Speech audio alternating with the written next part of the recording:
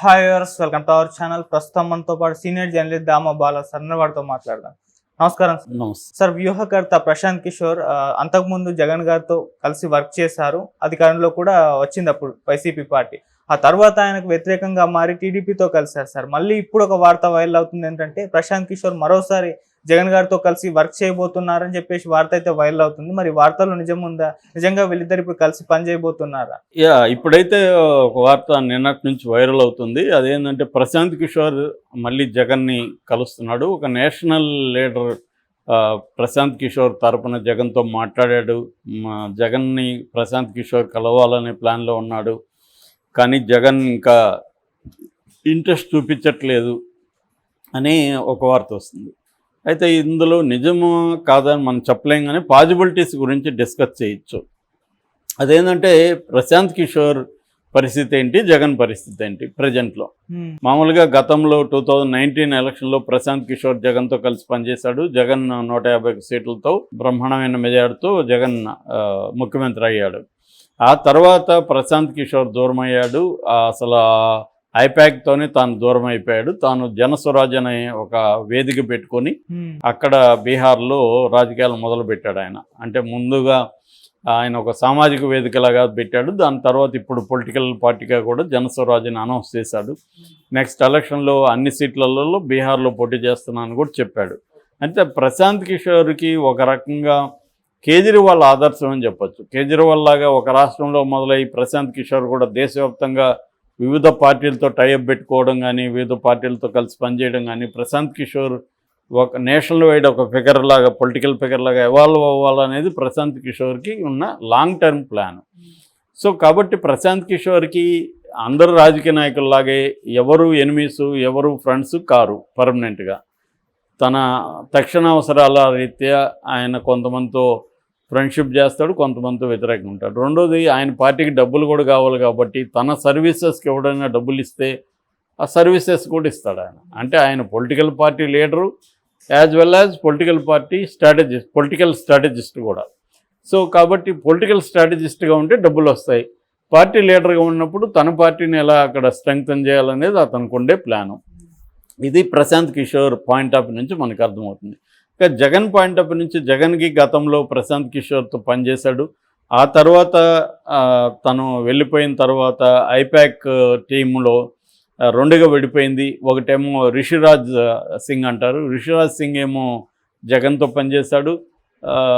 Robin Sharma, Shantanu అనే ఇద్దరేమో తెలుగుదేశంతో పనిచేశారు. అయితే తెలుగుదేశం లాస్ట్ మినిట్లో ప్రశాంత్ కిషోర్ని అనూహ్యంగా వచ్చింది. ప్రశాంత్ కిషోర్ కూడా ఫస్ట్లో ఏమో ఇది ఓన్లీ ఏదో మేము కలిసాము ఫ్రెండ్లీగా అని చెప్పాడు. అది ఎవరు నమ్మలేదు అనుకో, అది వేరే విషయం. తర్వాత ఏమో చంద్రబాబుకు అనుకూలంగా అతను ఎక్కడ పోయినా వైసీపీ దారుణంగా ఓడిపోబోతుంది అని చెప్పాడు. అట్లాగే చంద్రబాబు కొన్ని వ్యూహాలు రచించడంలో కూడా ప్రశాంత్ కిషోర్ హెల్ప్ చేశాడు. ముఖ్యంగా ల్యాండ్ టైటిలింగ్ యాక్ట్ని ముందుకు తీసుకురావడం, అట్లాగే మద్యం కుంభకోణం మీద ఫోకస్ చేయడం, ఇది కూడా ప్రశాంత్ కిషోర్ ఇచ్చిన ఐడియానని చెప్తారు. ల్యాండ్ టైటిలింగ్ యాక్ట్ ఎందుకంటే మామూలుగా బిహేవియరల్ ఎకనామిక్స్ అనే సబ్జెక్ట్ ఉంటుంది. బిహేవియరల్ ఎకనామిక్స్లో ఒక ప్రధానమైన కాన్సెప్ట్ ఉంటుంది. అదేంటంటే లాస్ అవర్షన్ థియరీ అంటారు. లాస్ అవర్షన్ థియరీ అంటే ఎవరైనా మనకి ఇక్కడ నేను పనిచేస్తున్నాను, నేను బాగా పనిచేస్తే 1000 రూపాయలు ఇస్తాను మంత్కి ఎక్స్ట్రా అని ఎవరైనా చెప్పారు. లేదు, నువ్వు ఈ పని కానీ సరిగ్గా చేయకపోతే 1000 రూపాయలు కట్ చేస్తాను అని చెప్పారు. 2 ఆప్షన్లు ఇస్తే మామూలు హ్యూమన్ బీయింగ్స్ ఈ 1000 రూపాయలు కట్ ఆప్షన్కే ఎక్కువ భయపడతారు. ఎందుకంటే ఉన్నది వదులుకోవడానికి భయపడతారు. దీన్ని లాస్ అవర్షన్ థియరీ అంటారు అనేది ఉందన్నమాట. అందుకని ఇప్పుడు నీ భూమి లాగేస్తాడు, నీ భూమి ఉన్నది పోతుంది అన్న భయాన్ని సామాన్య జనాల్లో వ్యాపిస్తే ఇది జగన్కు వ్యతిరేకంగా తయారవుతుంది. ఎందుకంటే చాలా చోట్ల వైసీపీ నాయకులు భూ ఆక్రమణలు చేశారు కాబట్టి వీళ్ళు ప్లాన్డ్గానే ఈ చట్టం తీసుకొచ్చి మన భూములంతా లాక్కుంటారు అన్న ఒక భయాందోళనని వ్యాపింపజేయడానికి ఈనాడు లాంటి దాంట్లో front page, full page ads కూడా ఇచ్చారు. ఓకే, అంటే దీన్ని మెయిన్గా తీసుకెళ్ళింది ప్రశాంత్ కిషోర్ అడ్వైస్తోనే అని చెప్తున్నారు. సో అది పనిచేసింది కూడా. సో ఇది ఇప్పుడు జగన్కు కూడా అర్థమైంది. అంటే ప్రశాంత్ కిషోర్ ఇచ్చే స్ట్రాటజీలు చాలా ప్లాన్డ్గా ఉంటున్నాయి. అతను వెరీ సిస్టమేటిక్గా స్టడీ చేసి హ్యూమన్ బిహేవియరల్ ఎకనామిక్స్ ఇవన్నీ అతనికి బాగా ఐడియా ఉంది. ఎట్లా హ్యూమన్ బిహేవియర్ని మనం ఇన్ఫ్లుయెన్స్ చేయొచ్చు అనేది ప్రశాంత్ కిషోర్కి బాగుంది. కాబట్టి ప్రశాంత్ కిషోర్ని మళ్ళీ మనం తీసుకురాగలిగితే మనకి హెల్ప్ అవుతుందని జగన్ అనుకునే అవకాశం ఉంది. ఎందుకంటే చంద్రబాబు మొన్న అనూహ్యంగా ప్రశాంత్ కిషోర్ని తీసుకురొచ్చి తన విజయానికి ఇద్దరు పీకేలు, ఇక్కడ పవన్ కళ్యాణ్, అక్కడ ప్రశాంత్ కిషోర్ ఇద్దరు హెల్ప్ చేశారు.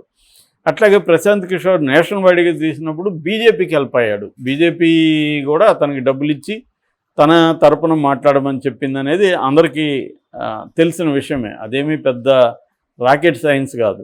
లేకపోతే అతను ఎందుకు బీజేపీ కూటమి గిన్ని సీట్ 350 వస్తాయని అడిగినా అడగకపోయినా అన్ని ఛానల్కి వెళ్ళి మాట్లాడాడు?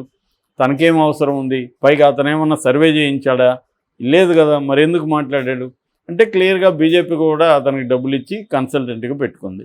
ఇప్పుడు కూడా చాలామంది అనేది ఏంటంటే బీహార్లో కూడా బీజేపీకి అనుకూలంగా పనిచేయడానికి అతను నిలబడుతున్నాడు అనేది కూడా అంటున్నారు. ఎందుకంటే అతను గవర్నమెంట్ను బీజేపీను విమర్శలు ఎక్కువ చేయకుండా ప్రతిపక్షాలని అఖిలేష్ యాదవ్ని, తేజస్వి యాదవ్ని వీళ్ళని ఎక్కువ టార్గెట్ చేస్తున్నాడు. అంటే క్లియర్గా అతను ప్రభుత్వ వ్యతిరేక ఓటును తను చేల్చడం ద్వారా ప్రభుత్వానికి లబ్ధి చేకూర్చొచ్చు అని ఒక ప్లాన్తో వెళ్తున్నాడు అనేది కూడా విమర్శ ఉంది. అంటే ఇప్పటికి కూడా అతను బీజేపీతో ఉన్నాడని ఉండొచ్చు. అది ఇప్పుడు రాజకీయ నాయకులు ఏంటంటే ఎవరు కూడా వాళ్ళ పార్టీ యాంగిల్లో నుంచి మనకి ఏది అవసరం ఏది అవసరం లేదనేది వాళ్ళు నిర్ణయించుకుంటారు. అలాగే ప్రశాంత్ కిషోర్ చాలామంది కంటే మేధావుల కంటే కూడా పొలిటికల్గా తను హైలీ ఎక్స్పీరియన్స్డ్ మేధావి. అనేక రాష్ట్రాల్లో అధికారం తీసుకురావడానికి అతను ట్రై చేశాడు, వ్యూహాలు పన్నాడు. ట్రెడిషనల్ పాలిటిక్స్ని అతను మార్చాడు కంప్లీట్గా. అంటే ప్రజల్ని ఓటర్స్ని ఒక హ్యూమన్ బీయింగ్స్గా చూసి వీళ్ళని ఎలా ఎన్మాస్గా ఇన్ఫ్లుయెన్స్ చేయొచ్చు, ఎట్లా టాక్టిక్స్ చేయొచ్చు, శత్రువు బలాల్ని తగ్గించి బలహీనతలను ఎలా పెంచవచ్చు, మన బలాల్ని పెంచి మన బలహీనతలను ఎలా తగ్గించవచ్చు, ఇటువంటి సిస్టమేటిక్ స్టడీ అండ్ సిస్టమేటిక్ ఆర్గనైజ్డ్గా పనిచేయడం అనేది అతను తీసుకొచ్చిన ఒక మెథడ్. ఈ మెథడు ఇతరులకు ఉపయోగపడినప్పుడు తనకు కూడా ఉపయోగపడాలని అతను అనుకుంటాడు కదా. రేపొద్దున తనకు కూడా పొలిటికల్ ఆస్పిరేషన్స్ ఉన్నాయి. నేనెందుకు అనేక మందిని ముఖ్యమంత్రులు చేయాలి, నేనే ఎందుకు ముఖ్యమంత్రి కావద్దు, రేపొద్దున నేనే ఎందుకు కేంద్రంలో కూడా చక్రం తిప్పే స్థాయిలోకి రాకూడదని అతను అనుకోవడంలో తప్పేం లేదు.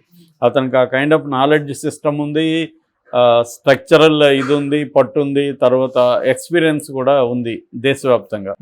సో కాబట్టి ప్రశాంత్ కిషోర్ ఆ విషయంలో రైట్ పర్సనే. కాబట్టి ఇప్పుడు కొత్తగా వార్త జగన్ ఇతను కలుస్తున్నాడని. ప్రశాంత్ కిషోర్ ఒకటి డబ్బుల కోసం జగన్తో కలవచ్చు, లేదు రేపొద్దున తను నేషనల్ వైడ్ పాలిటిక్స్లోకి వెళ్ళాలనుకున్నప్పుడు జగన్ లాంటి వాళ్ళ అవసరం కూడా తనకు ఉందని కూడా భావించవచ్చు. కాబట్టి ఆ యాంగిల్లో డైరెక్ట్గా ప్రశాంత్ కిషోర్ పొలిటికల్ స్ట్రాటజిస్ట్గా జగన్కి రాకపోవచ్చు, కానీ మొన్న చంద్రబాబుకి ఎలా ఉపయోగపడ్డాడో అలాగా తన టీమును పెడతాడు. రేపొద్దున తన టీం పనిచేస్తుంటుంది, తను కొన్ని ప్రధానమైన వ్యూహాల్ని జగన్కి ఇస్తాడు. ఈ రాష్ట్రంలో ఎలా పనిచేయాలి ఏంటనేది అది జగన్కు ఉపయోగపడవచ్చు. సో జగన్ కూడా ఇప్పుడు ఏంటంటే జగన్కి అతిపెద్ద ప్రమాదం ఇప్పటి వరకు లైఫ్లో జగన్ ఎదుర్కొని ఒక పెద్ద ప్రమాదం రాబోతుంది. అదేంటంటే చంద్రబాబు మోడీలు కలిసిపోయారు కాబట్టి ఇద్దరు బలం పెద్దది కాబట్టి జగన్ని వీక్ చేసేసి జగన్ని కంప్లీట్గా పొలిటికల్గా హత్య చేద్దాం అనేది వాళ్ళ ప్లాను, ముఖ్యంగా చంద్రబాబు ప్లాన్. ఎందుకంటే నెక్స్ట్ లోకేష్కి అడ్డు లేకుండా ఉండాలంటే జగన్ అనే ఆయన భాషలోనే భూతాన్ని నేలమట్టం చేయకపోతే లోకేష్ రేపు ఇబ్బంది పడతాడు.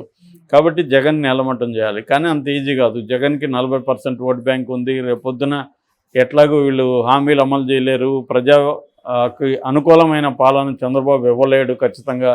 ఎందుకంటే ఇప్పుడున్న పరిస్థితి చాలా గడ్డుగా ఉంది, కేంద్రం పెద్ద సపోర్ట్ చేయట్లేదు. ఇటు అమరావతి నిర్మించాలి, తర్వాత పోలవరాన్ని కంప్లీట్ చేయాలి, విభజన హామీలని నెరవేర్చాలి. ఇవన్నీ చంద్రబాబు ఈ 5 ఏళ్లలో చేయగలడా? ఇప్పటి వరకు అయితే పరిణామాలు చూస్తే చేయలేడు అనేదే అనిపిస్తుంది. ఆల్రెడీ అప్పు ఉంది.